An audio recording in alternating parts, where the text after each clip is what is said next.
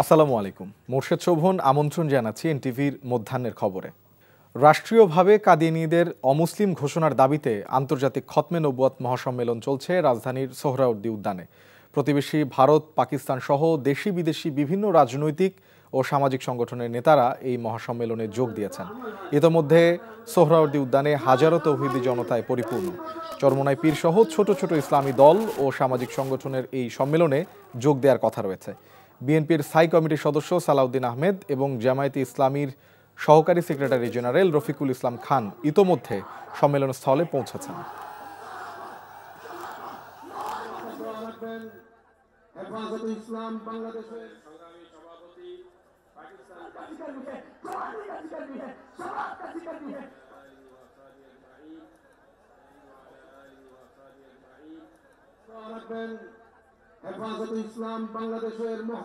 জাতিসংঘ জলবায়ু সম্মেলন COP30-কে কেন্দ্র করে পরিবেশ সুরক্ষা, জলবায়ু পরিবর্তন, সচেতনতা এবং টেকসই ভবিষ্যৎ নির্মাণে তরুণ প্রজন্মকে আরও উদ্যোগী করতে সাইকেল রাইড অনুষ্ঠিত হয়েছে। সকালে ঢাকা বিশ্ববিদ্যালয় থেকে জাহাঙ্গীরনগর বিশ্ববিদ্যালয় পর্যন্ত এই সাইকেল রাইড অনুষ্ঠিত হয়েছে। সবুজ পৃথিবীর স্বপ্নে দায়িত্বশীল ভবিষ্যতের পথে প্রতিপাদ্যে ঢাকা বিশ্ববিদ্যালয় কেন্দ্রীয় ছাত্র সংসদ ও ঢাকা বিশ্ববিদ্যালয় সাইক্লিং ক্লাবের যৌথ উদ্যোগে আয়োজন করা হয় এই রাইডিং। রাইড শুরুর আগে ডাকসু ভিপি আবু সাদিক কায়েম বলেন, জলবায়ু পরিবর্তনের ঝুঁকি, পরিবেশ সচেতনতা এবং টেকসই ভবিষ্যৎ নির্মাণে তরুণদের ভূমিকার বার্তা ছড়িয়ে দেয়াই এই আয়োজনের মূল লক্ষ্য। জাতীয় ও আন্তর্জাতিক জলবায়ু আলোচনার প্রেক্ষাপটে তরুণদের সম্পৃক্ত করতে ডাকসু ও সাইক্লিং ক্লাবের এমন উদ্যোগকে ভবিষ্যতে আরও বড় পরিসরে নিয়ে যাওয়ার প্রত্যাশা ডাকসু ভিপির। আমাদের এই পরিবেশ সুরক্ষা এটা আমাদের অন্যতম দায়িত্ব। এই সমাজে, এই দেশে, আমরা এই পৃথিবীতে আমরাই আমাদেরকে বসবাসযোগ্য করে রেখে যেতে হবে পরবর্তী যারা আসবে তাদের জন্য। তো সেই জায়গা থেকে আজকে সাইকেল র্যালি, আমরা এখানে সাইকেলের মাধ্যমে আমরা যেন আমাদের যে পলিউশন হয়, সাউন্ড পলিউশন এবং আমাদের এই যে জ্বালানি থেকে যে পলিউশন হয়, সে পলিউশন মুক্ত আমরা একটা শহর গঠন করতে চাই।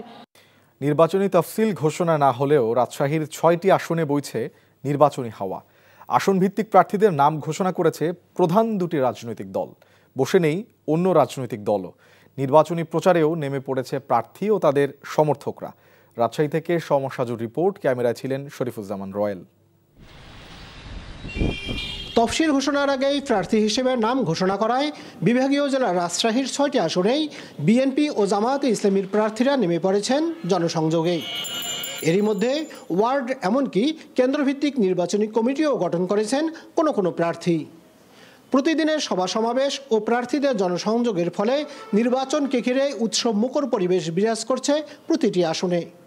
দীর্ঘদিন থেকে ভোট দিতে না পারায় আসছে নির্বাচনকে ঘিরে উচ্ছ্বসিত ভোটাররাও। আজকে অনেক প্রত্যাশা, একটা আনন্দের মাঝে একটা ভোট উদযাপন তৈরি হবে। সবাই যেন মন খুলে হাসতে হাসতে যে ভোট দিতে পারে। এবার নির্বাচনে আমরা আমাদের ভোট আমরাই দিতে চাই। এবার আশা করছি যে সুষ্ঠু নির্বাচন হোক, আমরা যাতে সুষ্ঠুভাবে ভোটটা দিতে পারি। এমন একটা ভোট চাই যে ভোটে কোনো বিতর্ক থাকবে না। সুষ্ঠু একটা ভোট বাংলাদেশে হোক, এটাই আমাদের চাওয়া। পদ্মা বিধৌত বিভাগীয় শহর রাজশাহীর 6টি আসনের ভোট নিজেদের প্রতীকে যাবে, সেই পরিকল্পনা নিয়ে মাঠে নেমেছে দেশের প্রধান দুটি রাজনৈতিক দল বিএনপি ও জামায়াতে ইসলামীর নেতাকর্মীরা। এছাড়া ব্যানার ফেস্টুন দিয়ে নিজেদের অস্তিত্বের জানান দিতে শুরু করেছে জাতীয় নাগরিক পার্টি, এনসিপি, এলডিপি ও ইসলামী আন্দোলন বাংলাদেশ সহ অন্যরা। আমাদের যারা প্রতিদ্বন্দ্বী হচ্ছে কিংবা তারা মনে করছে, আপনারা জানেন বিগত দিনে আমাদের ধানের শীষের পক্ষেই প্রতীক নিয়ে তারা নির্বাচন করেছে। যেখানেই প্রার্থী যাচ্ছেন সেখানেই মানুষের একটা ভিড় এবং আগ্রহ উদ্দীপনার সৃষ্টি হচ্ছে। এই কারণেই আমরা রাজশাহীর এই 6টি আসনেই আমাদের সম্ভাবনা দেখছি। রাজশাহীর 6টি আসনে মোট ভোটার 22,63,964 জন।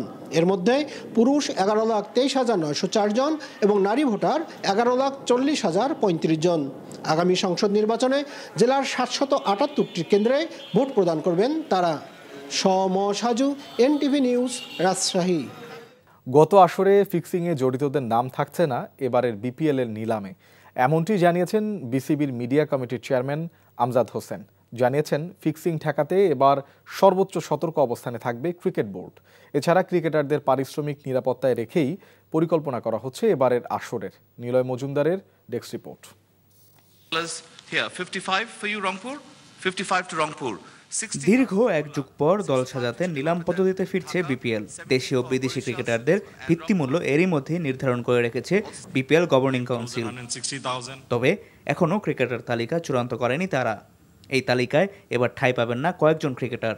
গত মৌসুমে ফিক্সিংয়ের অভিযোগে 900 পৃষ্ঠা যে তদন্ত রিপোর্ট হয়েছে, সেখানে থাকা দোষীদের নাম থাকছে না এবারের নিলামে। বিপিএলেরটা যেরকম আপনারা জানেন যে ফিক্সিং ইস্যু নিয়ে কাজ চলছে, এটা বলা হয়েছে প্রমাণিত হলে কিন্তু সেই ক্রিকেটার কিন্তু আগামী বিপিএলে অংশগ্রহণ করতে পারবেন না। এগুলো সবই বলা হয়েছে, এগুলো নিয়ে কাজ চলছে। তো ইনশাল্লাহ আমরা আশাবাদী যে উইদিন ডিউ টাইম আমরা এই জিনিসগুলো সমাধান করতে পারবো। গত আসরে ক্রিকেটারদের পারিশ্রমিক নিয়ে বেশ তিক্ত অভিজ্ঞতা হয়েছে বিসিবির। এবার আর সেই স্বাদ পেতে চায় না বোর্ড। তাই ক্রিকেটারদের আর্থিক নিরাপত্তা বেশ গুরুত্ব দিচ্ছে বিপিএল গভর্নিং কাউন্সিল। যদি আমরা ফাইন্যান্সিয়াল ইনস্ট্রুমেন্ট না গ্রহণ করি, either bank guarantee or cash deposit বা যেটাই হোক, আমাদের প্লেয়ার্স পেমেন্ট প্লাস আনুষঙ্গিক খরচ যদি কাভার না করতে পারেন ওনারা ডিপোজিটের মাধ্যমে অর গ্যারান্টির মাধ্যমে, তাইলে তো ওনাদেরকে অফার করা হবে না। এটা তো ক্লিয়ার করে বলেছে বিপিএল গভর্নিং কাউন্সিল। এদিকে সিলেট ও চট্টগ্রামের আবেদনের ভিত্তিতে মঙ্গলবার পর্যন্ত টাকা জমা দেওয়ার সময় বাড়িয়েছে বিসিবি। নীলা মজুমদার, এনটিভি নিউজ, ঢাকা। এই ছিল মধ্যাহ্নের খবরে। এই খবরের ভিডিও সহ আপডেট জানতে ভিজিট করুন এনটিভি অনলাইন www.ntvbd.com। এছাড়াও এনটিভির জনপ্রিয় সব অনুষ্ঠান ও খবরের আপডেট জানতে ভিজিট করুন আমাদের ইউটিউব ও ভেরিফাইড ফেসবুক পেজ। দুইটায় দুপুরের খবর দেখার আমন্ত্রণ রইল। ধন্যবাদ সবাইকে।